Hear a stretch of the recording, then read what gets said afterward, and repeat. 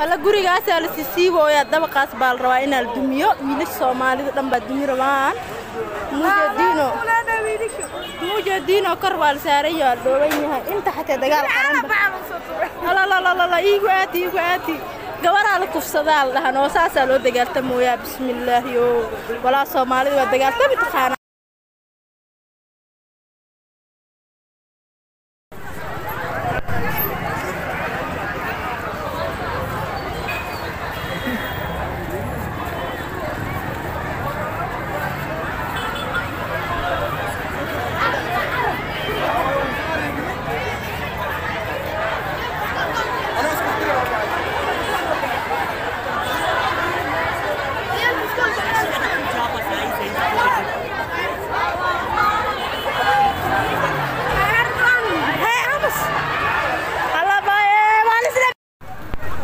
nimanku haweenka xataa dagaalka ku jiraan bishoonayaan fiir meeshan saalosay